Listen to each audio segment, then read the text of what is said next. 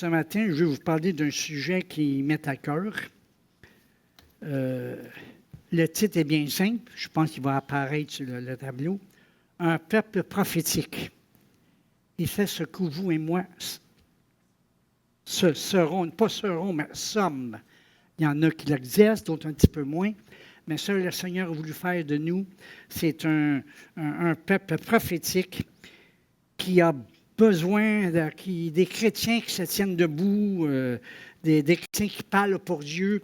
Mon texte de départ est Apocalypse 19, 10. On n'a même pas besoin de le regarder. On le connaît par cœur. C'est une petite phrase qui dit tout. Apocalypse 19, verset 10, qui nous dit que le témoignage de Jésus est l'esprit de la prophétie. En d'autres mots, quand tu prophétises, quand tu donnes des paroles d'encouragement, d'exhortation, c'est comme Jésus qui parle. Tu communiques le témoignage de Jésus. Et voilà derrière l'esprit des vraies prophéties. Okay? Alors, que veut dire le mot prophétie? Je fais juste une petite introduction avant d'entrer dans le vif du sujet. Prophétie veut dire parler au nom de Dieu. Hein? Dans un sens, on dit c'est Dieu qui parle. Dans un autre sens, si tu n'ouvres pas ta bouche, Dieu n'aura rien à dire. Hein? Alors, ça marche des deux côtés. Nous parlons au nom de Dieu. Dieu nous dit ceci et nous avons l'obligation, la responsabilité de le partager, ce que nous avons reçu. Prophétie peut aussi vouloir dire transmettre le message de Dieu, le transmettre, le communiquer, le dire à d'autres. Et puis, vous savez, je ne vais pas bien vous lire des articles de journaux ou des programmes de télévision. Vous savez que notre monde aujourd'hui, là, il est à l'envers. Hein? Notre monde est confus. Notre monde est désabusé, déprimé, découragé, toutes les idées que vous voulez. Désolé, etc. Car il n'entend que le message et les philosophies humaines. Il n'entend plus le message de Dieu. Dans certains cas, ils ne veulent pas entendre le message de Dieu. Et ce message de Dieu a besoin d'être véhiculé, transmis à ceux qui en ont besoin, et même à ceux qui font la sourde oreille. Le message de Dieu est important. Cet esprit de Jésus derrière la prophétie a besoin de se faire entendre encore plus qu'aujourd'hui. Le Seigneur a besoin de voir des chrétiens se tenir debout, qui ne sont pas gênés devant ceux qui te demandent si tu crois en Jésus ou si tu professes la vie chrétienne. Des chrétiens qui déclarent ce que Dieu a à dire dans telle situation, comme on va voir dans quelques exemples. Et vous savez, ce message prophétique, dans un sens, je ne parle pas de ça qu'on entend dans les églises. Ainsi parle l'Éternel, ça c'est de parler à des chrétiens. Je parle surtout de proclamer le message prophétique à ceux qui ne connaissent pas Dieu, à ceux qui ne sont pas ici ce matin. Parce que souvent, lorsqu'on parle d'une prophétie dans les livres, c'est des choses dont nous savons déjà, c'est juste pour nous stimuler, nous encourager. Mais le message, le témoignage de Jésus n'est pas seulement à l'intérieur de ces quatre murs, mais il doit être transmis à tous ceux que le Seigneur met devant nous. Alors, le Seigneur, nous devons être de ceux qui parlent pour Dieu, qui déclarent sa parole, qui parlent aux hommes, les édifient, les exhortant et les consolant, comme dit la définition biblique. Et puis on dit, bien, comment est-ce que je peux faire ça, apporter un message prophétique ou une parole prophétique ou l'Esprit de Jésus à travers mes paroles? Bien, ça peut se transmettre de différentes façons. Il y en a qui transmettent le message prophétique par des livres qu'ils ont écrits, et puis souvent, ça nous stimule et nous encourage. Par la musique et par le chant, par ce que nous chantons. Ce matin, nous avons chanté 3-4 chants là, qui sont de nature prophétique. Il ne fait que commencer d'agir dans notre génération. Et les chrétiens et les non-chrétiens ont besoin de savoir ça, qu'ils n'ont rien vu encore. Le meilleur est à venir. Nous ne devons pas être des chrétiens qui parlent surtout du passé, dans les bons vieux temps, etc. Nous devons être de ceux qui vont parler pour aujourd'hui, que nous avons le message de Dieu présentement. OK? Alors, il se transmet en parole, oui. Il se transmet par la musique et le chant. Il se transmet par des actions concrètes aussi. Il se transmet par des réactions et des attitudes que nous avons par rapport à ce qui se passe dans le monde. Par nos réactions, les gens vont voir si nous sommes confiants et rassurants ou si nous sommes défaits comme le monde l'est. Alors, nous devons, par nos actions et attitudes, refléter quel est le message de Jésus-Christ. Il dit, vous aurez beaucoup d'épreuves dans le monde, mais prenez courage. J'ai vaincu le monde. Et ça doit paraître dans notre message. Ça doit paraître dans ce qu'on dit. Ça doit paraître dans la façon que que nous en parlons. Ça peut également se refléter, je disais, par nos réactions, nos attitudes, si nous sommes de ceux qui sont craintifs, qui parlons toujours de la fin du monde, puis le monde est épouvantable, c'est sûr qu'on ne transmet pas un message positif. On veut prendre ces opportunités-là et dire vraiment ce que dit la parole de Dieu. Quelles sont ses promesses? Voici, je suis avec vous tous les jours jusqu'à la fin du monde.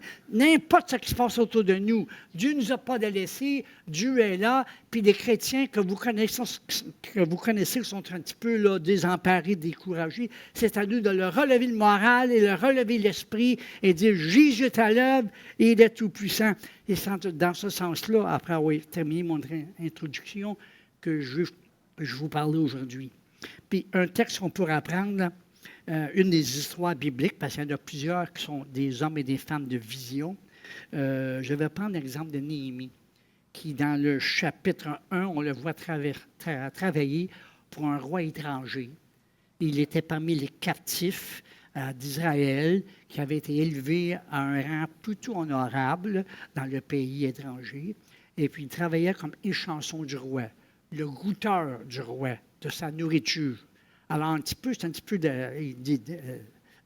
difficile parce que s'il y avait des gens qui voulaient assassiner le roi par la nourriture, c'est Néhémie qui devenait malade. Alors, c'est un rôle assez particulier. Et puis, je ne suis pas certain que j'aurais voulu le faire, mais Néhémie est un homme de courage.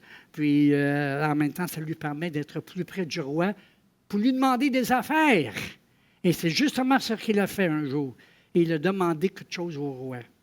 Parce que ses frères, un de ses frères qui s'appelle Anani, est arrivé là où Néhémie se trouvait. Puis, comme toute rencontre de famille, Néhémie demande « Comment ça va par chez nous à Jérusalem? » C'est comme si son frère a répondu, tu n'aurais dû pas me demander ça, parce que j'ai bien des affaires à dire. Là. Ça ne va pas du tout, la ville est détruite. En tout cas, toute la description est là dans Néhémie, chapitre 1. Et puis, Néhémie a eu le cœur lourd lorsqu'il a entendu parler de comment ça allait chez lui. Il a appris ces nouvelles-là. Et puis là, à ce moment-là, Néhémie commence à avoir un fardeau sur son cœur. Et puis, vous connaissez l'histoire.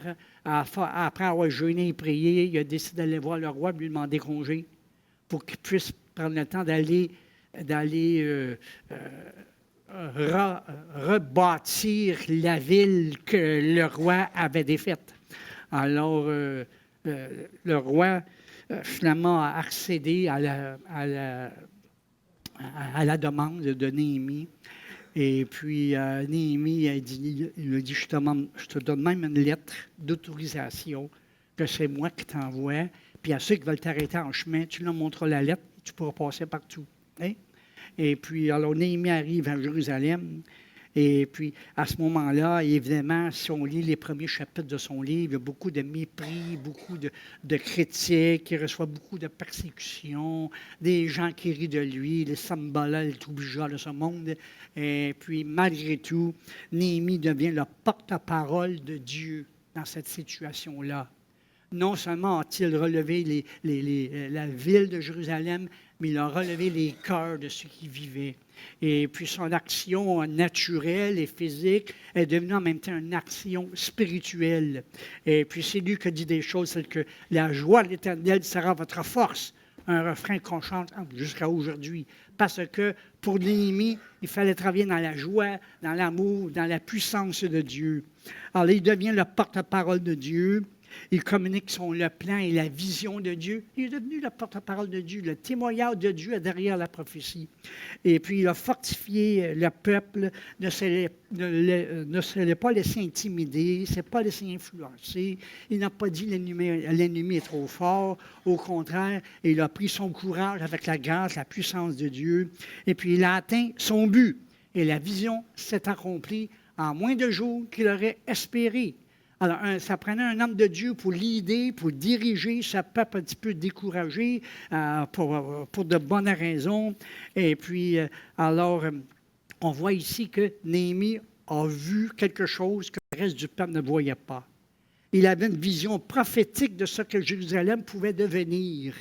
Il a vu pas ce qui était présent, mais ce qui était à venir. Il a rempli le mandat que Dieu lui avait donné. Alors, on voit ça ailleurs aussi, là. On peut lire, par exemple, on connaissait bien le livre d'Ézéchiel, le chapitre 37, dont encore un autre chant que nous vivons, que nous chantons dans certains milieux. Alors, le Seigneur il transporte Ézéchiel dans une vallée d'ossements, et puis le Seigneur lui demande « Que vois-tu? » Et puis, Ézéchiel répond « Je ne vois qu'un paquet d'os. Hein? » Quelque chose comme ça. Et le Seigneur dit, crois-tu que ces ossements pourraient revivre? Et quand tu ne sais pas, tu ne fais pas semblant de le savoir. Ézéchiel a dit, seulement toi tu le sais. Hein? C'est une réponse safe, une réponse, seulement toi tu le sais, Seigneur. Hein? C'est bon de dire ça plutôt que de dire partout « Oh, le Seigneur m'a montré... » Il n'avait rien montré, Ézéchiel, jusqu'à un moment. Alors, à ce moment-là, bien, Seigneur, seul toi, tu le sais. Seul toi, Seigneur. Alors, le Seigneur dit, prononce cette parole. Ossements, levez-vous, rangez-vous, hein, prenez vie. Encore toutes les paroles qu'il a dit dans Ézéchiel 37, et ça marqué dans la vision que tous les paquets d'os se sont levés et est devenu une forte armée du Seigneur, prête à rendre gloire à son Dieu, qui ressuscitait les vieilles bouteilles, qui ressuscitait ceux qui s'étaient endormis depuis si longtemps. C'est une vision spirituelle et prophétique de ce que Dieu voulait faire dans le temps d'Ézéchiel et de ce que Dieu veut faire dans notre temps aujourd'hui. Nous avons des vêtements souillés puis et des ossements secs autour de nous, même parmi la chrétienté. Et c'est le temps qu'ils recommandent, qu'ils entendent la voix du Seigneur, le témoignage de Jésus-Christ. Lève-toi et marche. Lève-toi, réveille-toi, toi qui dors, réveille-toi d'entre les morts, et Christ éclairera. Voilà des messages prophétiques qu'on peut dire, sans chicaner, sans disputer, sans argumenter. Hey, le Seigneur est bon. Le Seigneur est formidable. Si tu savais que c'est passé dans ma vie l'autre jour, si tu savais ce qui s'est passé quand j'ai donné mon cœur et ma vie à Jésus, hein, le Seigneur est bon. Rappelez toujours là, les promesses de Dieu, l'activité de Dieu.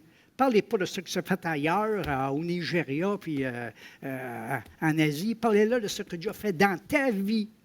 Tu es une preuve vivante du témoignage de Jésus-Christ dans ta vie. Tu es une preuve vivante de ce qu'il a fait et ce qu'il fera encore. D'ailleurs, c'est ça qu'on a chanté. Ce qu'il a fait dans le passé, il le fera encore. Alors, lève la tête et réjouis-toi car le Seigneur n'a pas fini d'agir. Alléluia. Ne considérons pas ce qui est, mais ce qui sera. Oui? Si on regarde autour de nous, on a bien des choses découragées et désemparées, et puis le Seigneur l'a dit, il y en a l'un va se revirer contre l'autre, même dans la même famille, ils n'auront pas les mêmes opinions, n'auront pas la même façon de voir, et on ne sait pas de quel côté se ranger, on ne sait pas de quelle façon que ça va se continuer, ou ça va empirer, ou quoi que ce soit, mais le témoignage de Jésus est l'esprit de la prophétie. Et le Seigneur nous dit, hein, par l'apôtre Paul, vous pouvez tous prophétiser successivement. Ça ne veut pas dire qu'on va tenir à l'Assemblée pour chacun déclare. Ainsi par l'Éternel, on va en avoir 5 ans qui vont dire la même chose. Mais on peut tous prophétiser successivement, en dedans ou en dehors. Et aujourd'hui, je me concentre sur le dehors, parce que ce sont eux qui en ont besoin. Okay? La plupart de vous êtes chrétiens depuis bien des années, en incluant moi-même. Hein? Ce qui se passe dans l'Église, ce n'est pas nouveau. Ce qu'on chante, ça date de quelques années. Okay? Puis les expériences qu'on a vécues datent depuis un certain temps.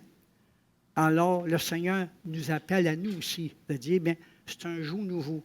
Lève la tête et réjouis-toi que le Seigneur ne fait que commencer. Maintenant, Jésus lui-même est un exemple d'un peuple ou d'une personne prophétique. Hein? Il voyait quelqu'un, puis il voyait ce qu'il était vraiment, et puis même changeait son nom parfois. Il a vu Pierre à un moment donné, et puis l'apôtre Pierre, le Seigneur lui dit, « Tu es Simon. » Ça dit, c'est une petite tige, roseau, là, qui est très malléable, qui brise à n'importe quoi, qui ne résiste pas dans les tempêtes. Il dit, tu es un roseau, pour déclarer quelle sorte de caractère qu'il avait. Mais tu seras maintenant appelé Pierre, un roc, un rocher, quelqu'un de solide. Hein? Il a dit à Pierre comme il a dit à moi, enlève tes pantoufles et mets tes bottes dans le nom du Seigneur. Alors, il voyait en Pierre ce que Pierre ne voyait pas en lui-même. Ça, c'est une parole prophétique. Tu peux discerner ce que la personne a besoin. Que tu peux discerner par l'Esprit de Dieu ce que cet individu peut devenir s'il met sa confiance en Dieu. Ce qu'un tel ou une telle peut faire pour la gloire de Dieu. Ne pas voir les ossements secs, ne pas voir les vêtements souillés, mais de voir les vêtements blancs qui nous attendent. Et de voir le caillou que nous aurons. Là, nous serons dans la présence du Seigneur selon l'Apocalypse. Alors, je vous demande la question. Comment vois-tu les gens autour de toi? Ceux que tu aimes le plus. Comment les vois-tu? As-tu une parole d'encouragement à leur donner? As-tu une parole à leur communiquer? Es-tu comme Pierre? Trop conscient de ce qu'il n'était pas, ce qu'il voulait devenir, je crois que Jésus-Christ lui demande de l'être. Ça ne l'a pas rétabli à 100%, parce qu'on sait que le même Pierre a douté une couple de fois, hein, et surtout à l'approche de la croix, mais il est devenu finalement, après l'expérience de la Pentecôte, l'apôtre Pierre que Jésus voyait en lui quelques années auparavant. Alors, on doit déclarer à l'autre que comment voyons-nous les gens autour de nous? Comment réagissons-nous face aux circonstances de la vie? Hein? Es-tu un roseau ou es-tu un roc? Comment est ta foi? Si on s'examine soi-même pour un instant, là, qui sommes-nous? Comment réagissons-nous face aux circonstances de la vie? Comment réagissons-nous par rapport à tout ce qu'on entend, qu'on lit dans les journaux, qu'on entend à la télé, que même des membres de notre famille nous prennent un point de vue contraire et tout ça? Comment est-ce que tu réagis? Est-ce que tu gardes ta confiance en Dieu? Est-ce que tu te deviens encore plus ferme dans ta foi, plus solide dans tes convictions? L'apôtre Paul était un autre qui a souvent donné un encouragement, une parole prophétique. J'aimerais ça qu'on lise son histoire. C'est dans Actes des Apôtres, chapitre 27. Actes des Apôtres 27. J'ai toujours bien aimé cette histoire-là parce que ça représente un peu ce que nous sommes, ou du moins ce que nous étions. Et puis, l'apôtre Paul se trouve dans un bateau, un navire, en chemin vers Rome. Puis une grande tempête se soulève sur la mer durant ce voyage-là. Et tous les autres, il y en avait, je pense, c'est marqué dans la Bible 271, qui étaient là, puis ils étaient, pour la grande majorité, des non-croyants, qui n'avaient pas la foi dans le même Dieu que l'apôtre Paul. Et puis on lit dans le chapitre 27, verset 15, une belle description de ce qui se passe aujourd'hui, spirituellement parlant. Ça marqué que le navire fut entraîné sans pouvoir tenir contre le vent. Et nous sommes... excusez. Et nous laissons aller à la dérive. Comme c'est vrai de la génération de Dieu. Ils ne le savent pas, mais ils s'en allent à la dérive.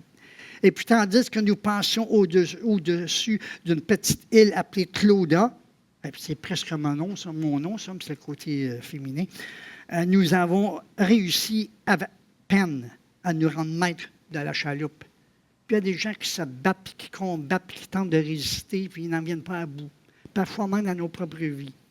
Après l'avoir hissé, on servi il dit, nous avons réussi avec peine à nous rendre maîtres de la chaloupe, etc., etc. Bon, vous connaissez l'histoire. Verset 18, fortement secoué par la tempête, on jeta le lendemain une partie de la cargaison.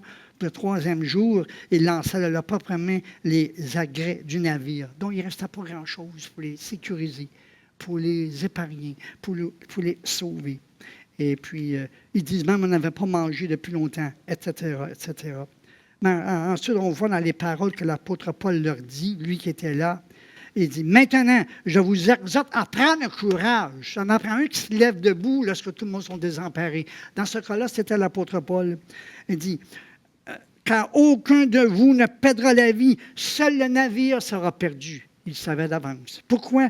Parce qu'un ange de Dieu à qui j'appartiens et rend un culte s'est approché de moi cette nuit, puis il m'a dit, sois sans crainte, Paul, il faut que tu comparaisses devant César, et voici que Dieu t'accorde la grâce de tous ceux qui naviguent avec toi. En d'autres mots, je lis entre les lignes, les autres étaient sécures parce que Paul avait mandat d'aller jusqu'à Rome. Alors, c'est sûr que d'une façon ou d'une autre, le navire allait se rendre. Paul avait cette révélation, cette parole prophétique, cette parole d'encouragement devant ces soldats désemparés. Ne vous en faites pas, nous allons nous en sortir. On regarde le monde aujourd'hui, nos amis sont tous souvent apeurés. Ne t'en fais pas. La parole de Dieu, une promesse pour toi. La parole de Dieu nous dit qu'à la fin, c'est nous autres qui gagnons la guerre. C'est nous qui allons vivre un éternel glorieux, une éternité glorieuse, etc. Alors, et puis après ça, on peut lire versets 34-35, mais vous avez l'idée de ce qui se passe. Je vous exhorte donc à prendre de la nourriture, car c'est nécessaire pour votre salut, et personne de vous ne perdra un cheveu de sa tête. Wow! Quel encouragement pour probablement ces idolâtres qui se promenaient avec lui. Et puis un peu plus loin, on voit dans le verset 46 que tout le monde est arrivé à bord sain et sauf, et Paul a pu continuer le mandat que Dieu lui avait donné. Alors, il faut que nous soyons un prophète dans notre génération. Je ne veux pas que vous preniez des grandes paroles et dire « je suis un prophète », il y en a assez qui disent ça, là. Hein? Mais prenons le rôle, sans le titre, de prophète dans notre génération. Un prophète d'encouragement. Un prophète qui rappelle ce que Jésus a dit. C'est ça notre rôle. Les dons du Saint-Esprit, il a dit, le Saint-Esprit viendra et vous rappellera tout ce que je vous ai dit. Donc, lorsqu'on prend ce rôle-là, nous simplement rappelons ce que Jésus a dit. Ce n'est pas nos paroles, ce n'est pas mes paroles. La parole de Jésus dit, voilà. Alors, quand je prophétise, je rends le témoignage de Jésus-Christ vivant. Alors, rappelle les promesses de Dieu à la génération d'aujourd'hui. Annonce la lumière, annonce la libération, déclare la guérison, déclare ta foi en Dieu, déclare qu'eux aussi peuvent croire que si tu crois au Seigneur Jésus, tu seras sauvé. Déclare cette parole, deviens un intercesseur, sois le message de Dieu et tout le reste, parce que c'est notre rôle. Le royaume de Dieu a besoin d'un peuple prophétique qui voit les choses selon la perspective de Dieu et non pas selon la nôtre. Pas selon la perspective des journaux, pas selon la perspective de ce qui passe à la télé, par la radio. Déclare les choses avant même qu'elles arrivent, par le Seigneur en a parlé d'avance. Le témoignage de Jésus est l'esprit de la prophétie. Alléluia. Maintenant, j'aimerais vous lire quelque chose que j'ai écrit moi-même. J'ai trouvé ça tellement bon, ce que le Seigneur m'a communiqué, que j'ai décidé de l'écrire et de le garder dans mes notes. Voilà un texte du pasteur Claude Favreau. Hein? C'est basé sur le texte dans la Lamentation de Jérémie. Donnez-nous encore des jours comme ceux d'autrefois. Je vais essayer de vous le lire tout en regardant mes émotions, parce que c'est précieux, c'est réel. Et c'est la communication de Dieu envers moi. En ouvrant ma Bible, mes yeux sont tombés sur ces versets du livre de Lamentation, chapitre 5. Et un grand fardeau s'est emparé de moi. Et voici, versets 14 à 21. Les vieillards ne vont plus à la porte. Les jeunes hommes ont cessé leur chant. La joie a disparu de nos cœurs. Le deuil a remplacé nos danses. La couronne de notre tête est tombée. Malheur à nous, parce que nous avons péché. Verset 14 du 5e chapitre de Lamentation. Prochain verset. Si notre cœur est souffrant, si nos yeux sont obscurcis, c'est que la montagne de Sion est ravagée. C'est que les renards s'y promènent. Je pense qu'on peut textuellement s'imaginer certaines affaires ou penser à des anciennes choses, mais je lis le texte dans la Bible comme c'est. Prochain verset 17. Pourquoi nous oublierais-tu, ô Dieu, pour toujours? Pourquoi nous abandonnerais-tu pour de longues années? Fais-nous revenir vers toi, ô Éternel, et nous reviendrons. Donne-nous encore des jours comme ceux d'autrefois. Alors ensuite, suite à ces versets-là, voici ce que j'ai écrit. Un triste constat, je le reconnais, mais combien pertinent et réaliste. En tant que chrétiens, nous reconnaissons que la société d'aujourd'hui est malade. Mais avons-nous regardé dans notre propre cour dernièrement? Plusieurs de nos églises sont malades et infectées. Nos familles vivent des déchirements. Nos pasteurs ont besoin de relève et d'appui. Sans oublier que les membres aussi souffrent pour toutes sortes de raisons. Dans mes nombreux voyages de ministère un peu partout au Québec, je raconte et je parle des enfants de Dieu qui sont blessés, qui vivent des rejets et des peines, qui ont été témoins de conflits internes, de jalousie, des gens sur qui des culpabilités ont été placées, malgré leur innocence. Plusieurs ont quitté leurs églises, soit par dépit ou à contre-cœur. Il est certain que je ne peux pas accorder l'absolution totale à tous ceux qui quittent. Au contraire, mon expérience pastorale et ecclésiale ne m'en empêche pas de le faire, sauf que je suis conscient dans bien des cas, une bonne séance de pardon et de réconciliation est nécessaire entre les familles d'Église. Okay? Si je reviens à mon texte au départ, il est cité que les vieillards ne vont plus à la porte. Et dans le verset 12, c'est marqué « La personne des vieillards n'a pas été respectée ». Qu'est-ce que cela veut dire spirituellement? Bien, dans ce contexte biblique, les vieillards étaient considérés comme les gardiens de la ville, des hommes sages, des conseillers avisés sur les diverses situations que pouvaient vivre les villes et les citoyens. En résumé, ils étaient des protecteurs de la ville. Il est logique de croire que lorsque les gardiens ne sont plus à leur poste, n'importe les raisons, la ville, l'Église, le corps en sont fortement affectés. C'est alors que nous devons nous rappeler que le véritable gardien à nos portes est notre Dieu Tout-Puissant, qui dit dans Psaume 127, verset 1, « Si l'Éternel ne garde la ville, celui qui la garde veille en vain. » Mais le Seigneur a besoin de nous pour voir ce que ceux qui ne chantent plus, qui ne dansent plus et qui souffrent dans leur solitude retrouvent la joie de vivre et la sécurité dans leur demeure. Parlons-en de ceux qui pleurent, qui souffrent intérieurement, comme plusieurs que je connais. Ils paraissent joyeux en public, joyeux dans les livres, mais comme dit Proverbe 14, verset 13, au milieu même du rire, le cœur est affligé.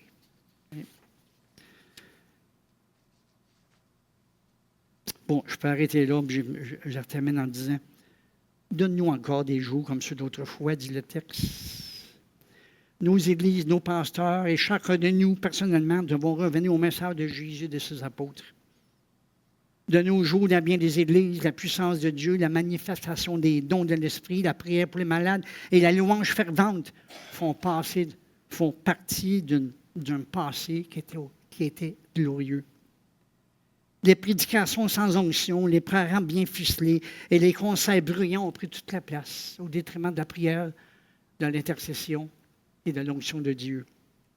Aimant le plaisir plus que Dieu, ayant l'apparence de la piété, mais reniant ce qu'en fait la force. Voilà où nous en sommes rendus. Et le peuple de Dieu a besoin de cette bonne nouvelle, à vous qui me lisez. J'avais placé ça sur Facebook. J'entends le bruit de croyants qui s'élèvent, une armée qui se réveille, qui marche dans les fruits et les dons dans l'esprit, qui prie et qui s'attend à ce que les jours glorieux reviennent en force. Les efforts humains dans le but de faire revivre l'Église de Dieu et une bonne administration ne pourront jamais remplacer le glorieux mouvement de l'esprit fait sous l'onction de Dieu.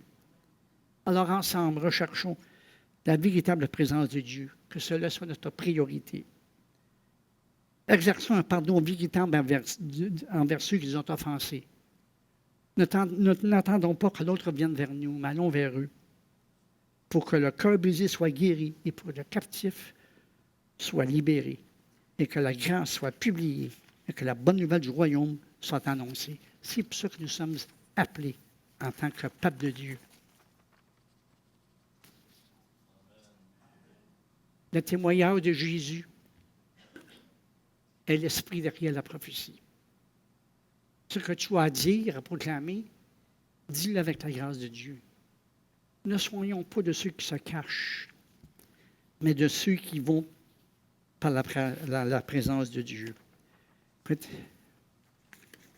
Il est possible de participer fidèlement à la vie d'Église, de chanter des cantiques, de servir même avec zèle, et pourtant d'avoir perdu ce qui en fait l'essence, la raison pour laquelle nous le faisons, l'amour brûlant pour Christ.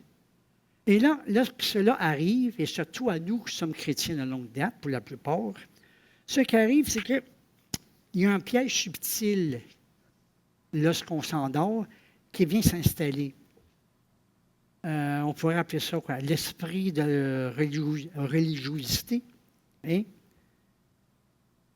Une routine spirituelle où les gestes remplacent la flamme, où la forme a pris le dessus sur la foi vivante.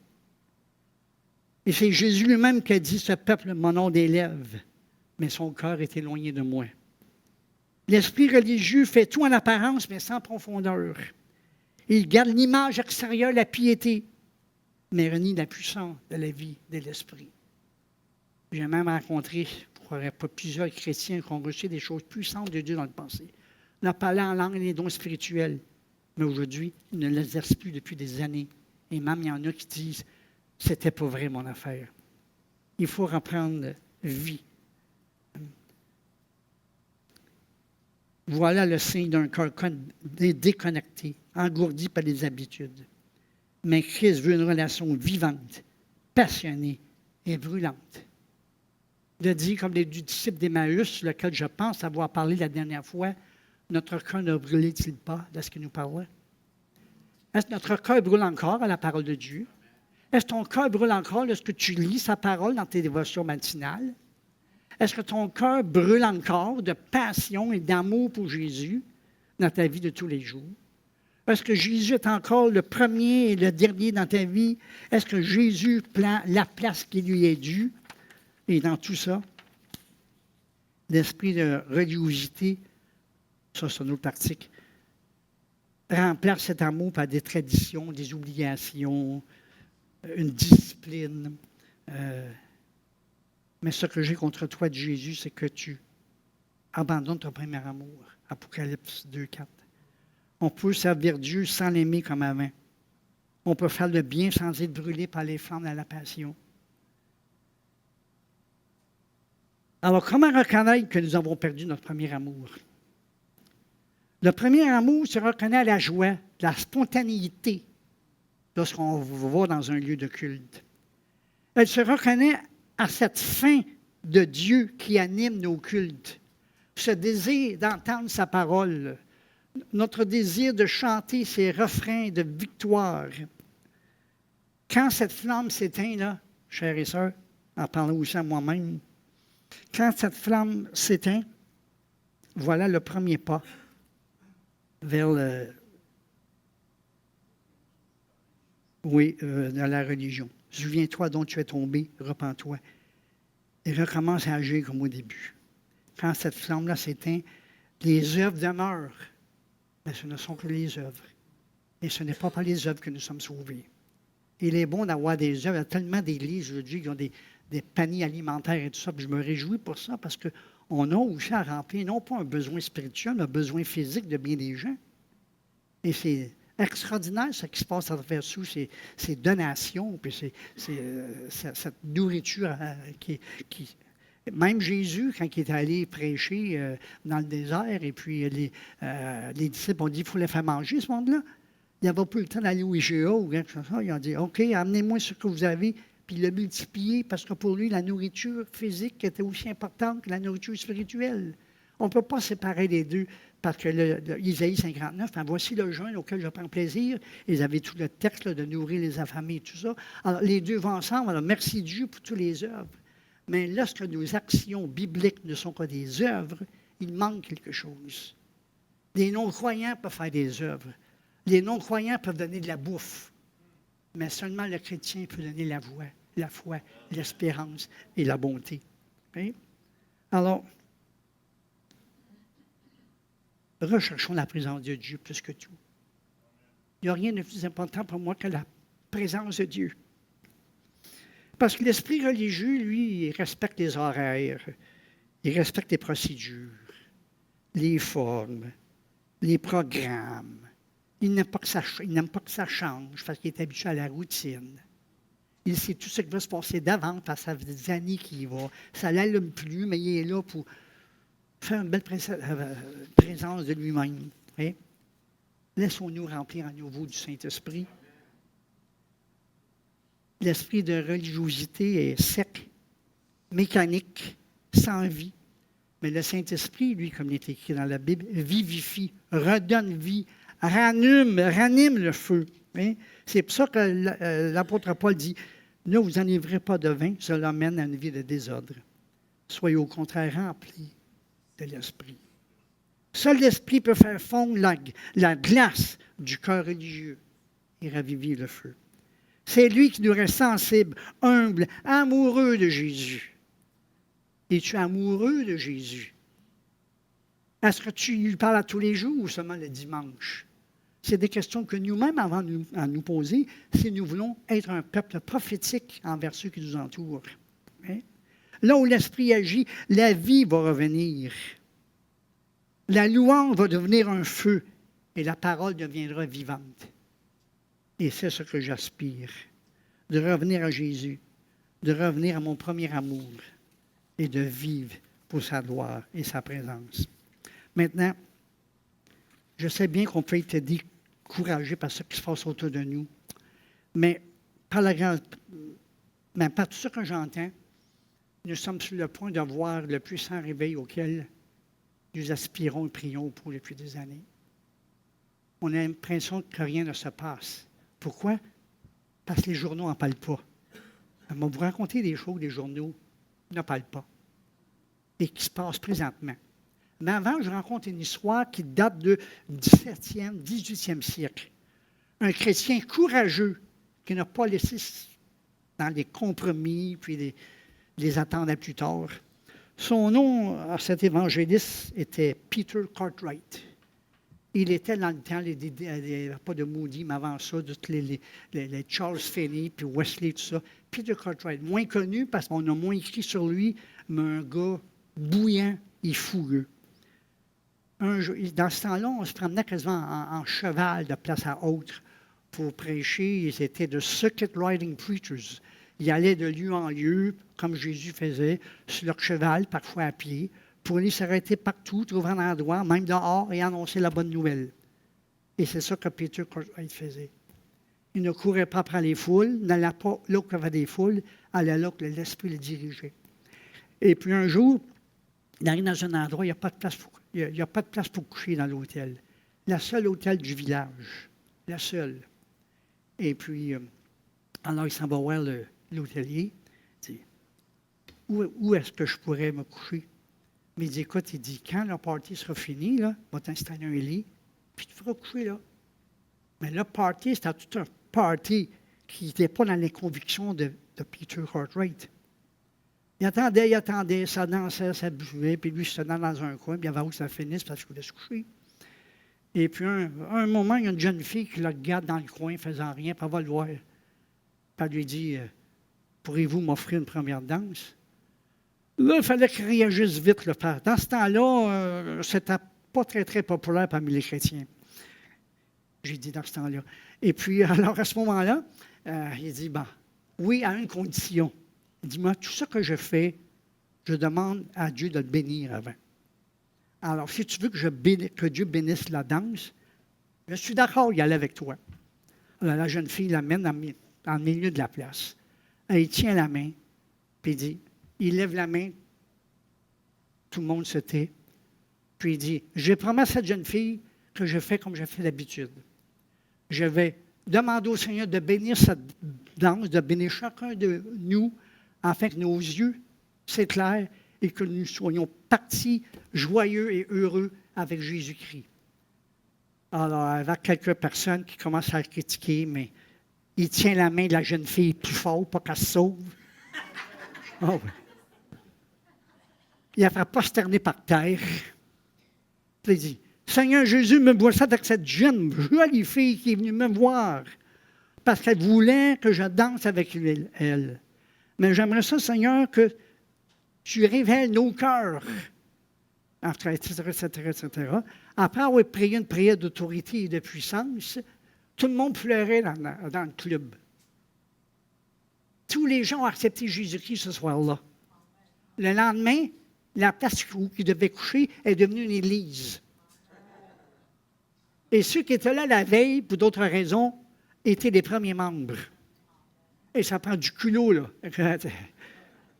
pour faire ça. C'est écrit les annales des réveils dans le monde. Ça s'est passé en Angleterre. Plus je lis ça, je dis, my, on est loin d'avoir ce courage-là, hein? On va des fois dans des parties où on n'aime pas tellement, mais c'est une affaire de famille, puis on les laisse aller, puis on ne dit rien, puis on est bouche cousue, puis bon, c'est une belle soirée, etc., etc. Et puis, et c'est tout. Personne n'a jamais su que nous étions chrétiens. Personne n'a jamais su que nous étions différents.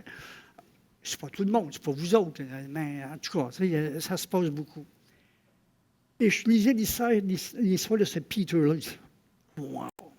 Ça, c'est vraiment l'esprit prophétique, l'inspiration, la parole de connaissance, quoi que ce soit, qui s'est manifestée dans le cœur de cet homme pour qu'il puisse manifester un tel culot. Maintenant, on va faire back to the future dans un sens. Au lieu de parler du passé, on va se parler de ce qui se passe présentement au Québec, avec des témoins qui sont courageux, des témoignages entendus moi-même, dont un pasteur que j'ai rencontré cette semaine, qui a dit, il m'a expliqué comment il a été persécuté par le Journal de Montréal parce qu'il voulait tenir des réunions dehors, puis la ville ne le voulait pas. Mais il a décidé qu'il était pour le faire pareil. Il y a 2 jeunes de son église qui vont le voir. Des jeunes nouveaux convertis, dont un sortait de prison il y a 3 mois. Souvent, ce sont les meilleurs des zélés. Ils vont voir le pasteur. Ils disent, on a vu un local, un ancien magasin Reebok sur la rue Sainte-Catherine à Montréal, qui était à louer. On a pensé de le louer pour 1 mois.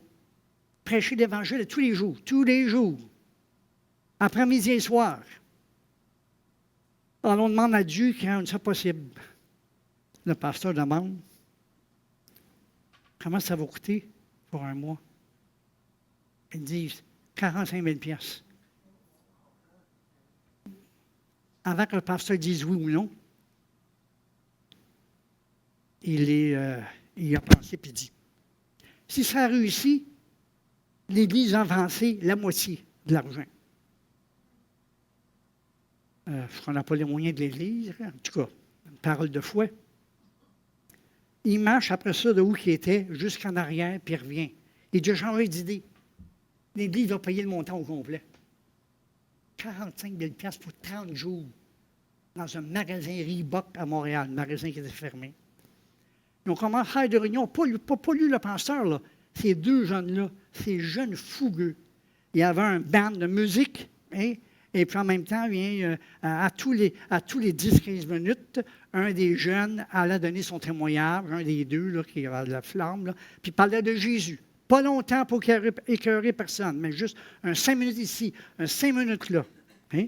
Et dans l'espace d'1 mois, c'est récemment, là, ça ne date pas de 20 ans passés, là, c'est cette année. Là. À la fin du mois, ils ont baptisé 1200 personnes, jeunes, dans les eaux du baptême. Hein? Mais ça prend du courage, ça prend du culot. C'est ça, on voit l'esprit, le témoignage de Jésus et l'esprit derrière la prophétie. Hein? Alors on parle. Et puis là, il y a un autre pasteur qui me dit, bien, il s'est passé autre chose dans mon secteur, à Rivière-des-Prairies. Il dit, Rivière-des-Prairies, on y avait été l'année passée, ça va marcher plus ou moins, on n'avait pas dérangé personne. Puis il dit, le maire de la place nous a appelés, il dit, on aimait ça que ça avait fait l'année passée. Pourriez-vous revenir? Et bon, le secret, c'est que la première fois, arrange pas pour troubler tous les enfants, ils vont t'inviter une deuxième fois. Alors, mais il a dit, alors il nous a invités à y aller. Mais de toute façon, on a amené les micros, on a amené notre musique, on a amené, puis on a fait ça pendant 3 jours. Des réunions en plein air, à Rivière-des-Prairies, à Montréal, à peine quelques semaines. Et puis, nous avons eu les résultats après 3 jours. Là. Il dit à peine musulmans, parce que c'est un gros quartier musulman dans ce coin-là. Puis on a eu 390 musulmans qui ont donné leur vie publiquement à Jésus-Christ. Hein? Et j'ai même vu des femmes enlever le burqa devant leur mari, parce qu'ils n'avaient plus peur. Le témoignage de Jésus, derrière la prophétie. Hein? Je suis assez courageux. Moi, je ne sais même pas si moi, je suis assez courageux. Là. J'ai des doutes sur moi-même, des fois, pour dire franchement.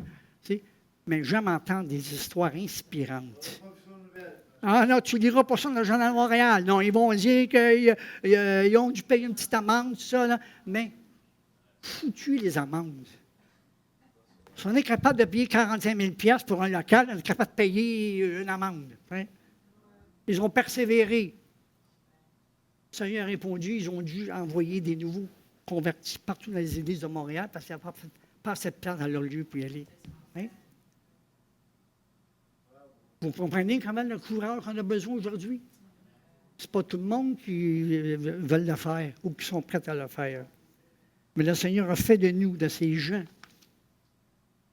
j'espère, qui vont rallumer la flamme, qui vont retrouver le premier amour pour Jésus.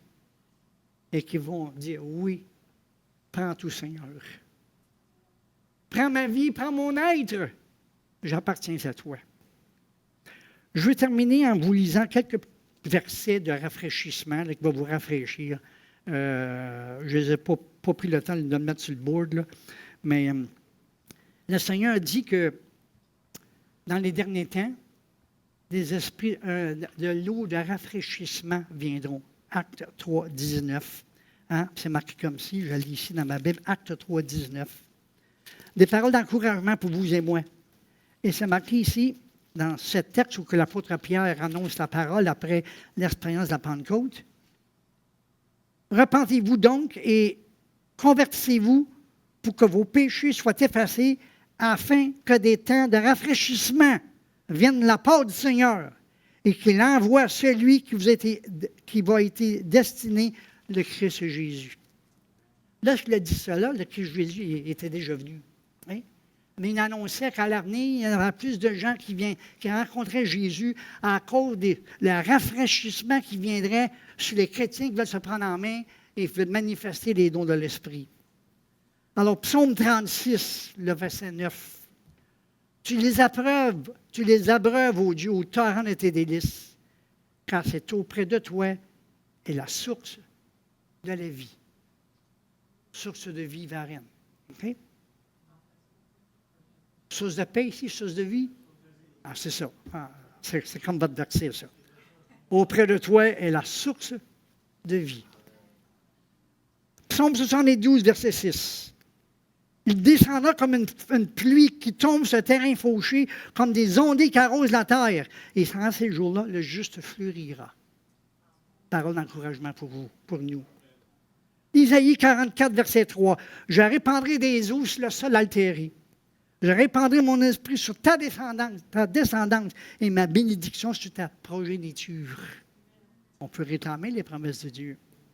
Isaïe 58, verset 11. Il te rassasiera dans les lieux arides et te redonnera de la vigueur à tes membres.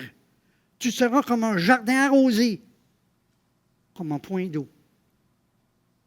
Jérémie 31, 25.